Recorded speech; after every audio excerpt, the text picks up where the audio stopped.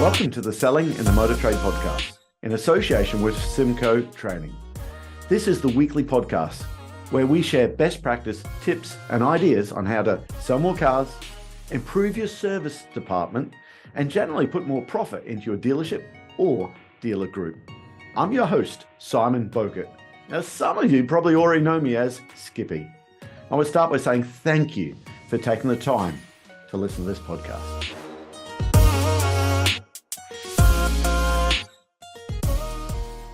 Hi, welcome to another episode of Selling in the Motor Trade.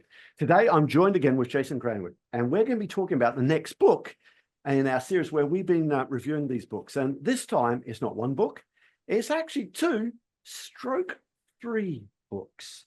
It's the books by the Jim Collins, and the book we're going to start with is Good to Great. So firstly, welcome back, Jason. Skippy, good to see you as ever, and a different location today, but yeah, great to be back on the book club. People listening to the podcast, Jason's at his lovely Kia operation, which is the second largest Kia business in the world. The only one bigger than that is in Seoul. He's looking on the window on the M4 motorway, and it's getting close to busy traffic. Everyone's going down there, and it's just a sensational view where you are there. Yeah, Jason, I got to thank you for this book because I'd heard about Good to Great lots. It's followed you for 15 years, is it? Yeah, something I'd say like so, 15 years, yeah.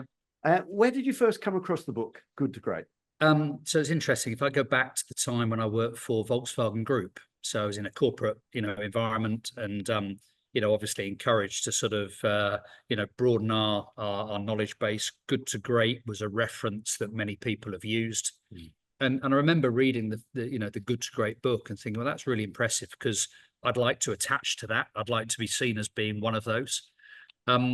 Interestingly, I had quite a strong mentor in my life, one of my bosses, who actually referenced Good to Great in a conference. And funnily enough, I had the confidence to go and doorstep him before I worked for him and say, hey, I hear you about Good to Great, but actually there's an even better one in the series, which we're going to talk about today as well. And we'll maybe expand on that one later. But yeah, it's probably 15 years it's sat with me now. And the lessons are, still as true now as they were then. Yeah, so true. So the premise of this book, what I love about this is not just a business guru who sat down and wrote what he thought was a good idea. The research that went into this was 5 or 6 years. He had a whole lot of university students helping him on the research. They would get together and debate and argue which company was Good to Great. So what they did is they found, narrowed it down to, I believe it was 10 or 11 companies in the end. 11 companies. They said these are companies that were good companies, but they've actually outperformed the market by 6, 10, 12 times. Okay.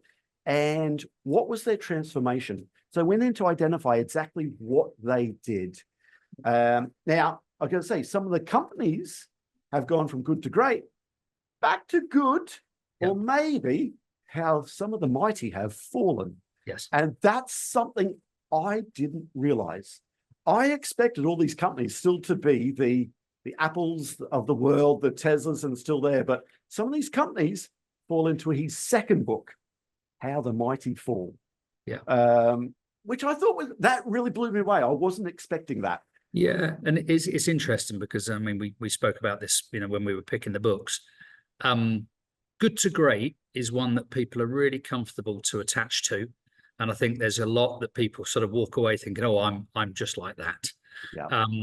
I think How the Mighty Fall, which is the second one, is probably an even more powerful message, and certainly for us in our industry is one that we should remain alive to. And it's interesting because, going back to that comment I said, it was my boss at Audi, Martin Sander, who presented the Good to Great philosophy, and I bought it. I bought into that.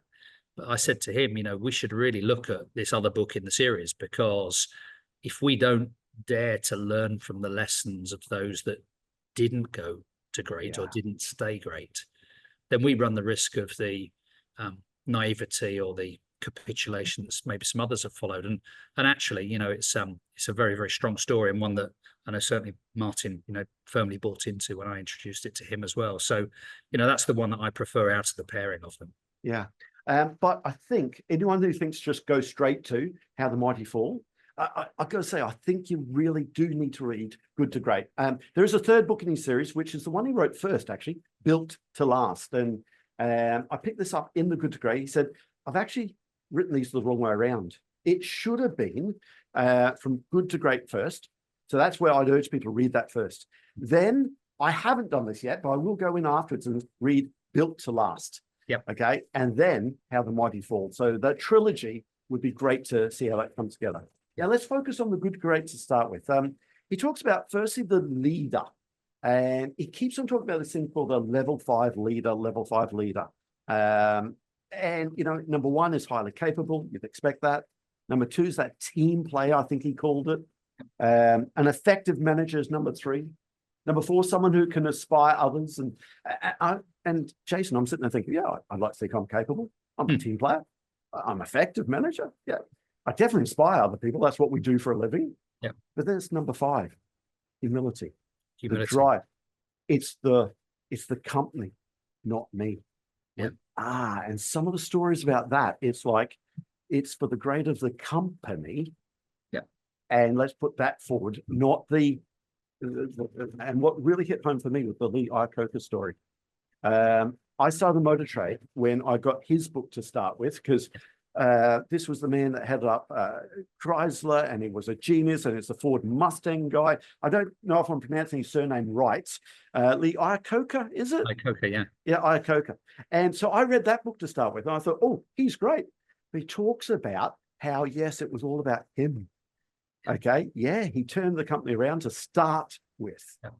But then he went on a tour of How Great Am I, and on talk shows, and wrote not 1, but 2 autobiographies there. And it's all about him. Of course, you've fast forward 10 years down the track. Yeah. And where was Chrysler? Yeah. And a whole lot of pain there. Yeah.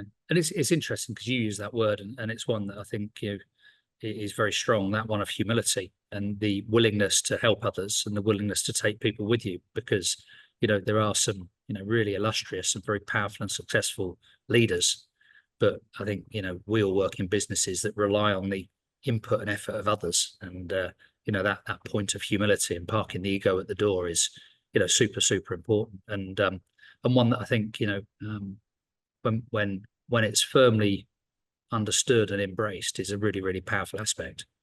Well, I struggle with that a bit, because I thought, how many great companies out there are led by personalities? Elon Musk, personality. Richard Branson, personality. But he went on to explain, and I was struggling with that when I listened to the book, because I listened to this book driving around the Alps. I know that you use chat to refresh your memory on the book, because I didn't cheat. Well, you've been studying the book for 15 years, to be fair. But actually, that's an important point. Don't learning styles change? Yeah. It's absolutely. And you might sit there and think you haven't got time to read this book.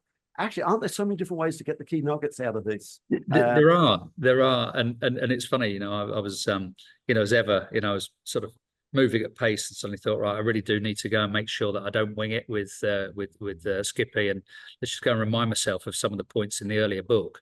You use something like ChatGPT, and you ask some questions, and then you build on it, and suddenly you get a fantastic response. And it's funny because I'm new to it. It's the last few months I've been using it.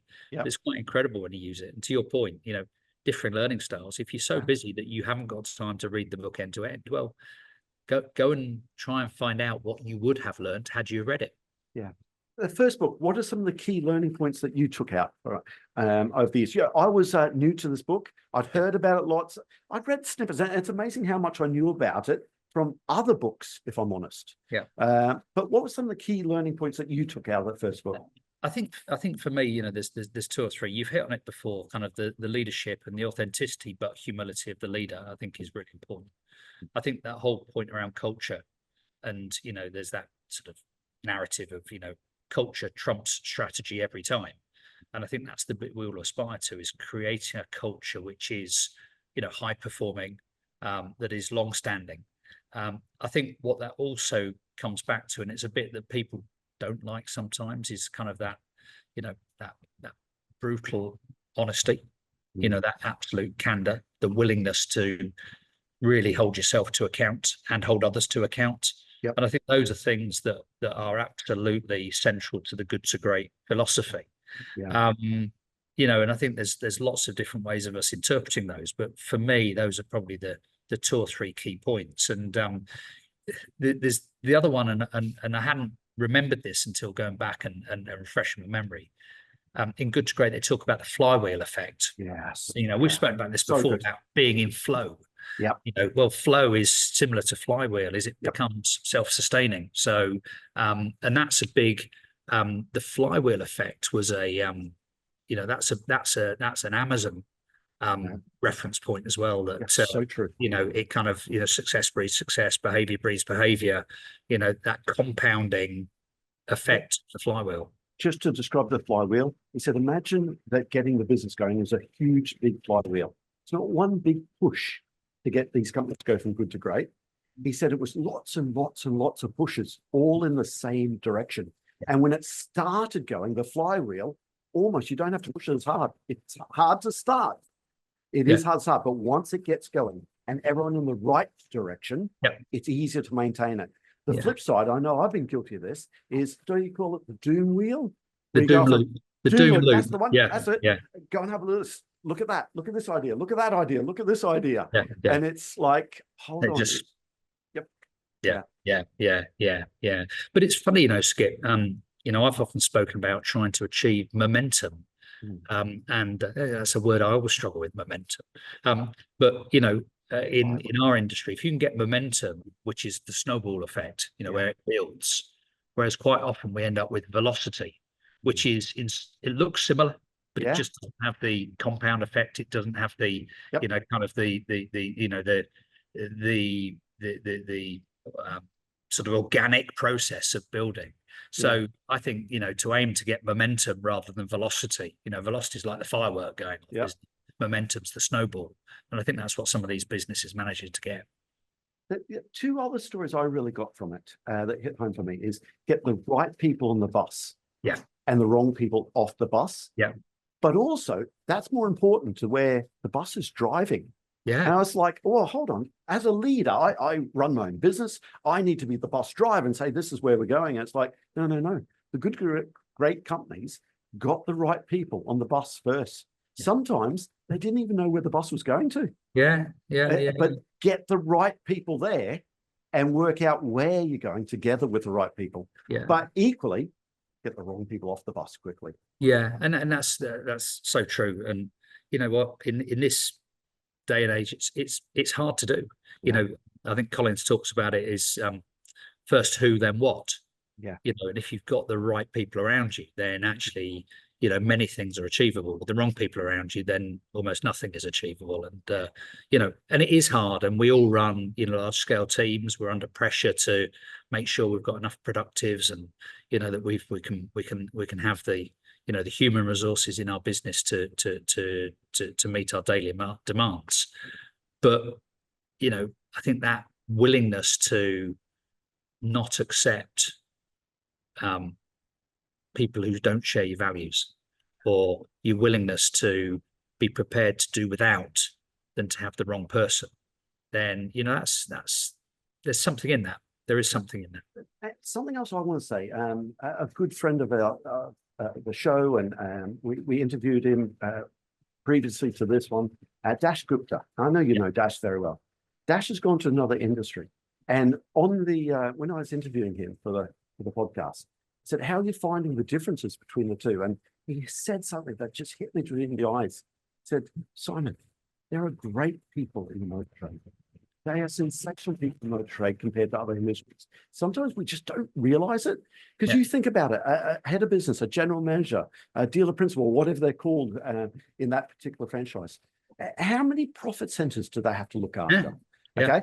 The margins we have to deal with there. Okay. In normal times, the return on sales you're achieving compared to so many other businesses there. He said, you know what, there are great people in the motor trade. And I got to say, sometimes other industries don't see us that way. Yeah, yeah, it's fascinating. I was talking to one of the colleagues here this morning who's joined us in the last 3 months. He dropped out of university at the end of his first year because he realised he didn't want to do that. Then went and worked for a family member, had an estate agency, and did that for a couple of years and did okay. But again, realised he didn't really want to do that. And then he came to us about 3 months ago and has been working really closely with our team to become established here at the Kia business, and he's absolutely flying. But he's found the thing he loves. Yeah. And I said to him this morning, the interesting thing is you've not failed at what you did when you left uni or left the estate agency. You just sometimes it's easier to work out what you don't want. Yes, you do want. And it's great. He's now found his niche. So, I think our industry, I've been in the industry since 89. 35 years now. Wow. Much as it annoys the bejeebers out of me sometimes, actually, I can't think of another industry that I'd rather have been in on that journey. Yeah, that's true. That brings me to the second point I got from that book, the hedgehog effect. Yeah. So there's a story. This is one of the stories I've heard in so many different times, and people listen to this, you may have heard this. There's a fable about a hedgehog and a fox. And every now and then the fox comes along to try and eat the hedgehog. Okay. And the fox is cunning and runs around and has a different ways and never gives up and keeps on going there to see, can I get this? And every time the hedgehog thinks, here we go again, the fox turns up, rolls itself into a ball, has all the spikes there. And no matter what the fox does, it can't do anything. The fox gives up and the hedgehog goes about its business. Okay.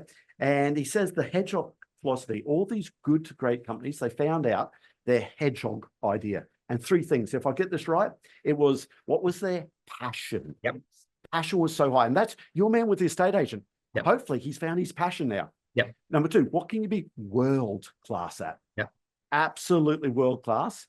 And then look at the economic side of it. Does it stack up? Yeah. And I suppose, what is Marabani's hedgehog?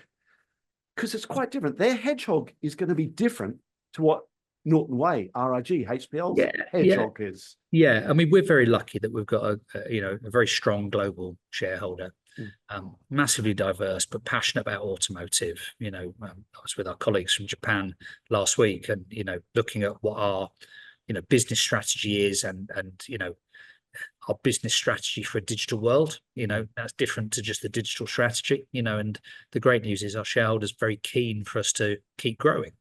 But do you know what it actually reminded me of? Slightly different reference point. That whole sort of hedgehog concept is a bit like ikigai. And ikigai is a Japanese philosophy of that kind of aligns to that as well, of, do something that you are passionate about, do something that you can really be great in and actually find a way of being economically rewarded for doing it. And if you can find that, then the likelihood is you will find your place and you'll find your balance. And that's what, I think so many people are looking for. That's something that just resonated with me in terms of a point in good to great that links back to kind of a philosophy of our parent company, which has stood them well for 170 years. Yeah, brilliant. So you've got to read Good to Great to start with. Okay, it's about any other things. I think they're the main bits I got from that. The doom loop, the flywheel definitely stood out. The hedgehog, the bus for me is probably number one there. Get the right people on the bus to start with, and agreed. Let the team decide where the bus is going there. I love it. I bought into it. I know as a business leader, I struggled with that. Yeah, because I thought I'm the bus driver. This is where we're going. My bus. Yes. But again, isn't that the complete opposite of level 5 leader? Level 5, a leader wouldn't say that. It's, hold on, where is the bus going? So that's a great learning point for me. Yeah, exactly. And I think the other sort of closing point on good to great for me is don't be complacent, because even the ones that went from good to great couldn't just rest there. And they've continually had to, innovate and improve and evolve. And some of them stopped at the finish line. And the finish line is really only the starting line for the next race, isn't it? And there's a few that, although they were deemed as being great businesses 20 years ago, actually have capitulated because of change in their industries. So, don't rest on your laurels. One other thing, I know we need to finish that book up. I'm looking at the time, but I can't remember the general who was in the Vietnam War. He was tortured more than anyone else. He was locked up forever. And he tells this great story about were the people who didn't make it. He said, yeah, 100%. He said, what was it that you had to get through that they didn't have? He said, they had optimism. And again, this is one of the times I'm driving around the Alps and saying, no, optimism is good.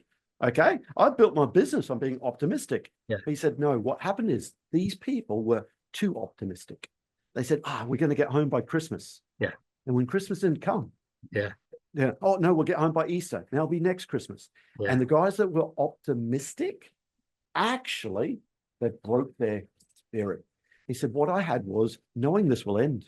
We're in a dark place. That's where it is. I don't know when we're going to get out, but let's make the best of where we are now. Yeah. And again, stay in the moment. Being in the now. Yep. God, stay in the now. We sound like gurus. Yeah, Pete. Far from that. Now, the book, How the Mighty Fall. Oh, my favorite. I've got it here. Great.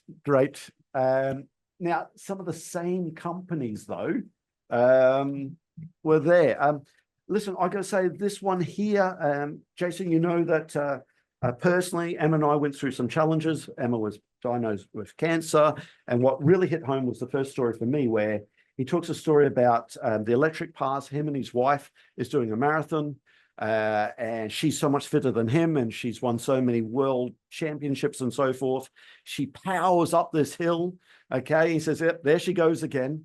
Gets around to the bend and she stops. She's throwing up. Okay, and from the outside, she looks so healthy and she's so fit. Yeah. But what was eaten away was, of course, breast cancer. Yeah. And he said that's what happens from these companies went good to great and how the mighty fall. Yeah. It spreads quickly. It and does. you've got to look for the signs quickly. And Do you know what? That's the thing. I'm thinking about this as we're talking. You know, we did Who Moved My Cheese. Yeah. You know, it was all about reading the signs, wasn't it? And taking sort of countermeasures and corrective actions and learning. Yep. You know, we've spoken about, you know, a few books so far, which have all linked back to sort of balance and flow and so on. But I think for me, with How the Mighty Fall, and partway through it, there's a really interesting illustration. It's a bell curve. Yeah. And it shows the different stages. And, you know, the first one is that sort of, you know, hubris born from success. So almost buying into your own hype. Yeah. Yep. And then it goes on to that undisciplined pursuit of more. Well, we must be amazing at this. And you know, this is characterized. It's us, no luck. It's us. Yeah. Yeah. It's characterized by post-COVID economics as well. So you know, true. Everybody became a hero. Yep. And then right at the top of the bell curve, there's this point where it's that denial of risk.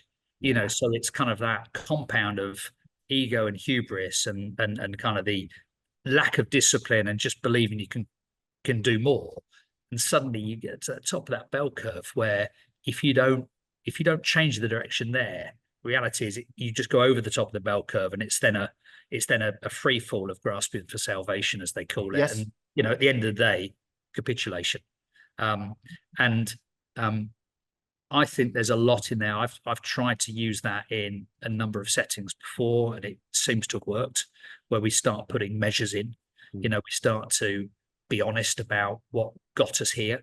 Yeah. We kind of park the ego at the door, Yeah. and try and make things much more generous and have that sort of, you know, collegiate approach, and ultimately try to make sure we're looking for the signs rather than just believing in our own sort of you know, ego. Arrogance. It is arrogance that goes into sometimes. Yeah, it is. Do you know what? I think in our industry, putting it back into automotive, I think the arrogance has got beaten out of most of the industry. There's definitely a tailwind many people have had, and you know, I think this kind of economy over the last year or so has leveled things out again. Yeah.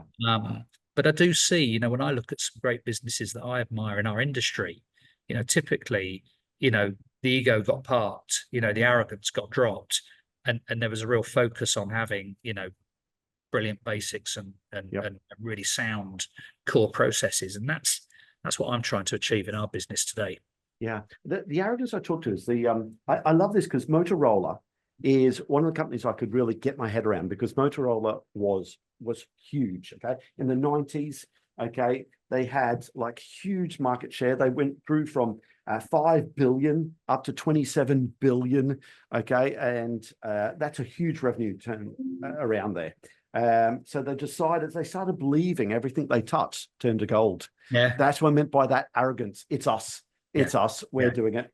The story he talks about, he comes out with a StarTech phone. I remember this at the time. This great phone, but it was analog. And along comes this thing called digital. Yep.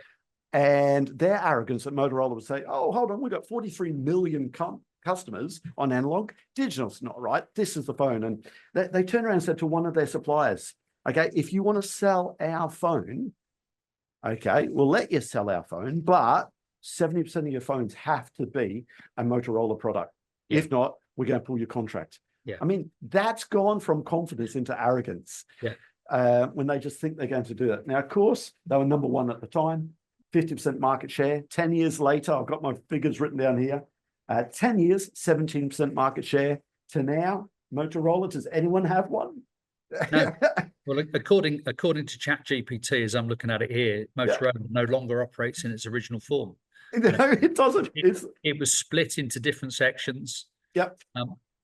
Motorola Mobility was bought by Google, so they probably thought, we've got a lifeline, and then suddenly it's been sold on again. So, I think that's a really good example of, if you're on that downside of the the risk of denial.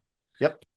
Then they went into risk of denial, but then they went to looking for the safety blanket. Do you remember the story where he was abseiling when he was young and he panicked and he went and reached for the rocks in front of him, not the rope? He should have gone for the rope, but he went for the rocks there. And if it wasn't for an instructor, I'll write these stories down because I remember this. They developed this thing called the Iridium phone, because one of the executives went on holidays to Bali and she wanted to work while she was on holidays. But of course, there's no phone signal.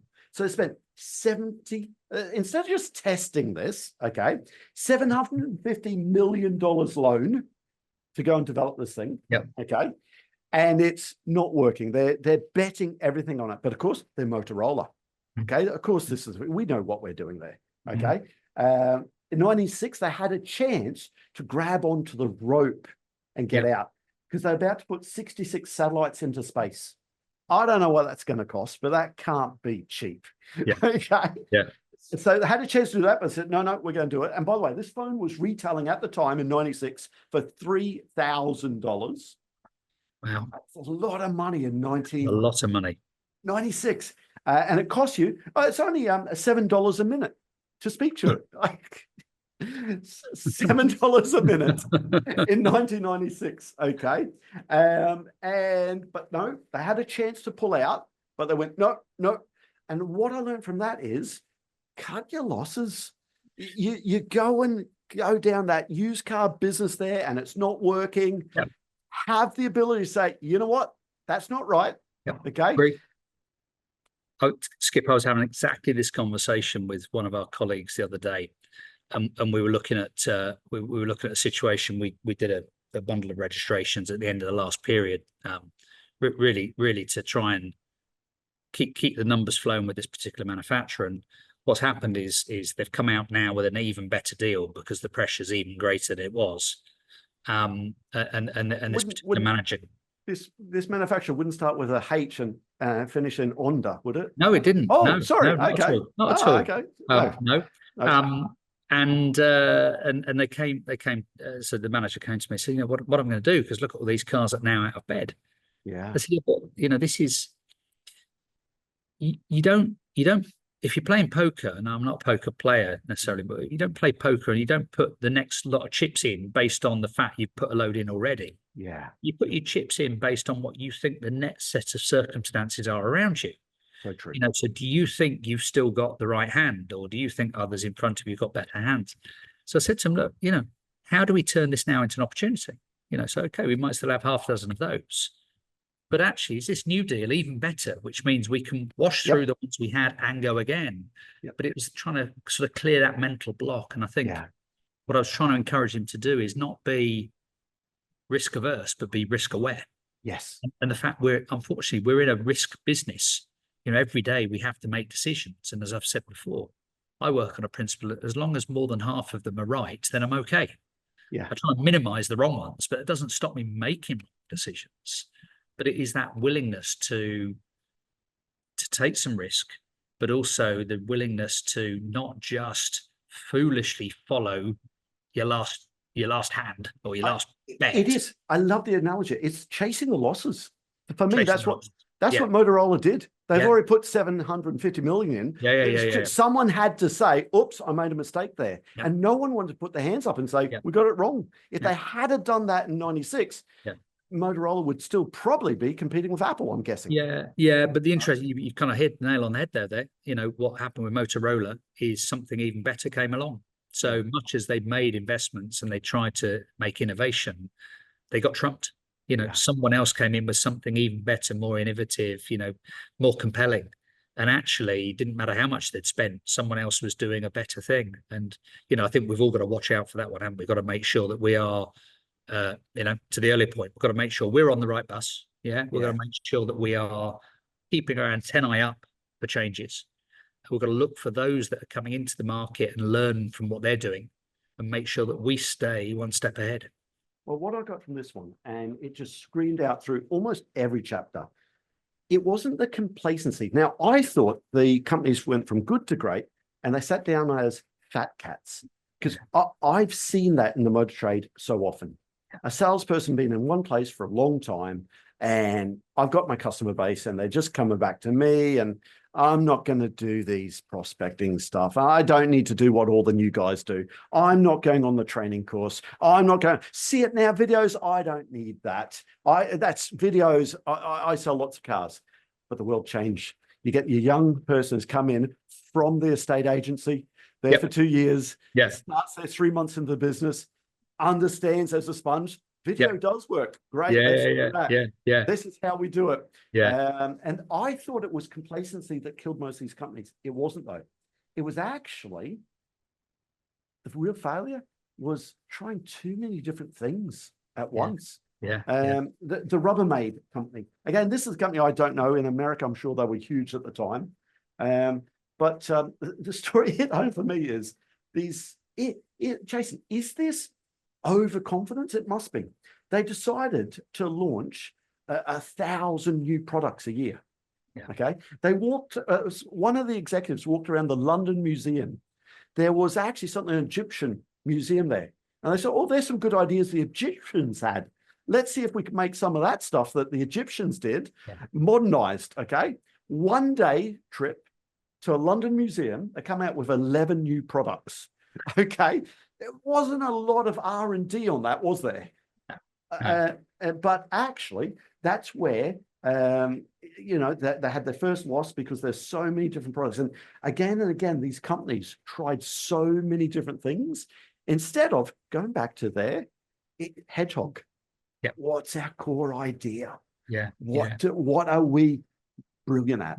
Yeah. And it's, I think it's pulling it back to core. I'm sure my teams are getting sick of me talking about core process, and actually, I think there's a reality there. If you don't have if you don't understand what the essence of success is driven by, then how do you deserve the success to come, for the long term? And what I'm trying to do is get our business to recognize these are the steps you should take as a minimum. You can do more, but please never do less. And actually, here's some of the disciplines that have stood the test of time that we should still do. We'll now do it faster, or we'll do it digitally, or we'll do it, in Technicolor. But actually, selling cars, parts, and hours, whether you're doing mainstream, premium, luxury, a lot of the component form is still the same as what we remembered. I'm going to give you a really quick sort of insight, though. It's a real learning point I had about a month ago. So we've got a lot of colleagues that have joined us post-COVID. They've come in, joined the industry in the last couple of years. And we were going to run a sales event. And I said to our heads of businesses, who are all, been in the industry quite some time, I said, tell you what, let's run one of those man from the manufacturer events. Mhm. And they, of course, they were, oh yeah, great idea, great idea. They always work. Yep. And they went back to the sales team, and almost without exception, the sales team looked back at them and went, what's a man from a manufacturer event? Yeah. And you go, wow, Wow. these guys have never operated in the Yep. pre-COVID environment where these things were normal. Yeah. It's like, oh my God, we've got to literally build it up from the baseline up. Yes. And they got it, don't remember, they got it. And Yeah. But the Yep. kind of stuff you'd have gone, oh, let's do one of those, and people Yep. understood it. So there is a real risk of, trying to do too much. Yeah. I think the other one is there's the risk of kind of innovation fatigue, that, we're trying really hard to find the next thing that works. And there's a lot of colleagues that will struggle to absorb the last thing first. Mhm. But I think if we can all try and, be brilliant in the basics, to use that cliche, then actually it naturally follows the path of the kind of good to great, or avoids the pitfalls of the how the mighty fall. So there is something in there. I've probably massively oversimplified it, but I don't think you have. I don't think, I mean, technology, for example, I think technology is absolutely brilliant, but it's not the one single bullet. Okay, the golden bullet, or whatever, the silver bullet. There's some Silver sort of bullet. bullet there. Thank you. It's not the one thing. Actually, it's going to just accelerate what you're doing. It's going to make it so much easier. It's a tool. It's an enabler. It's an accelerator. It supports. It's an assisted process. A bit like me jumping onto ChatGPT to remind myself of some of the key points of the book. I still read the book, but it was a great way of reminding me. You listen to it whilst you're driving the car. That's what works for you. I think it's a great learning aid there to do that, to go back to it. But you still have to know the basics in it. I don't think it would work as well if you hadn't read the book. From start to finish. Agreed. Yeah. So these are powerful. These are powerful learning tools, and I think both of them. You're right. You've got to read them in the right order. Good to great before How the Mighty Fall. Don't try and jump to the end. Yeah. But actually, there's some fascinating lessons in there for us all. I think there are just great books. And for the motor trade, it is just, I think every manager really should get those books at the moment. Great. So listen, thank you again for this. I've got to tell you, that was one of your books. This time, I want to throw in one of my favorite books. Have you come across Influence, Professor Robert Cialdini? No. Okay. So Professor Robert Cialdini is Influence. Okay. Right. What influences people? Okay. Why do people tick? Now, this book is not just sales, and the salespeople will love that, but influence is, how do you manage people? How do you get your children to clean up their bedroom? Okay. Professor Robert Cialdini, and there's so many great stories in there, from Coca-Cola to if I could say this word, politicians, and how they use it to influence people, and advertisers, and big business and advertisers. They influence people all the time. And there's some great little comments in there, like 4 out of 5 dentists recommend Oral-B. That's just a great influence. If 4 out of 5 dentists did it, it's good enough for them, must be good enough for me. And how they actually did it in the book is quite amazing. I'll look that one up. And there's a similar one I've read before called Nudge, which is a similar thing, kind of behavioral science. And how do you nudge people in a certain direction? So but I'll look up influence, and we'll have that as the next one. And remember, influence, not manipulation. That's what there's a fine line sometimes, but our job is to influence staff, employees, and what makes people tick. So is it a carrot-shaped stick? Carrot. Well, I tell you what, it's he'll talk about little things in there, like people don't buy what we want to sell. People buy what other people want to buy. Yeah. So you can force someone with a stick all day long to buy something, they won't do it. But if other people are doing it, I'll do it. And it ties in perfectly with culture. It does. You're giving away all of your great training secrets now. Hey, that's it. Listen, thank you again. I really enjoy these times. And I want to leave it with this. There's one thing that I'm loving about this. I read business books all the time. Jason does. And this is why we started this. But actually, reading this book, knowing we have to come and talk about it, it's forcing my learning to go to a newer level. And just remember this, if you go and read these books as a manager, go back and teach the people in your business the ideas from this, because if you know you have to teach it, you'll learn it a lot better. Anyway, we'll see you next time. Thanks for that. That just leaves me to say that all details of this episode and other episodes on the selling in the motor trade can be found on our website, simcotraining.co.uk. Go there to get a copy of our book, Words That Sell Cars. Go there to sign up to a free trial of our Sales Fitness online sales training program. Easiest way to get hold of me is Simon Bowkett through LinkedIn. Thank you.